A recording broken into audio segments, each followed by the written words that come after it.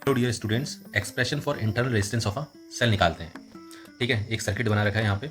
इस सर्किट में जो ईएमएफ है इस सेल का वो ई है, जिसका इंटरनल रेजिस्टेंस स्मॉल आर है और इसमें आई करंट फ्लो हो रही है, एक्सटर्नल रेजिस्टेंस कैपिटल आर।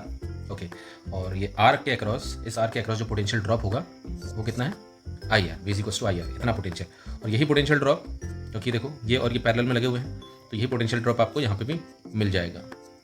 ठीक है, तो स्टार्ट कर रहे हैं। Relation between E V and small R is, आपको पता होना चाहिए V is equals to E minus क्या होता है, आई आर। यहाँ से इंटरनल रेजिस्टेंस आई आर निकालते हैं तो क्या रिजल्ट आएगा, I R towards the left hand side, E minus V, यहाँ से स्मॉल आर की वैल्यू आ जाएगी E minus V upon I. ठीक है, अब ओम्स लॉ का यूज़ करने वाले हैं। अब हम यहाँ पे लगाएंगे Ohm's law. V is equals to I R होता है, यहाँ पर पोटेंशियल ड्रॉप कितना हो रहा है, V is equals to I R. तो यहाँ से आई की वैल्यू अगर मैं निकालूँ तो वी बाई आर आएगी, और यही आई की वैल्यू वी बाई आर में इक्वेशन नंबर 1 में रखता हूँ।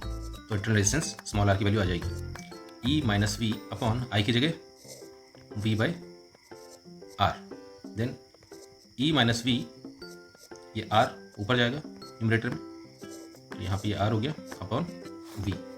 ठीक है, अब फाइनली आर की वैल्यू, अब ये वी जो है डिनोमिनेटर में, इसको मैं स्प्लिट कर रहा हूँ। इसको मैं ई के साथ भी लिख सकता हूँ और इसको मैं वी के साथ भी लिख सकता हूँ, और बाहर क्या चल रहा है, आर चल रहा है, वी से वी कैंसिल, तो इंटरनल रेजिस्टेंस स्मॉल आर की वैल्यू आ गई E upon V minus 1 into capital R. यही आपका है expression for internal resistance of a cell. Thank you.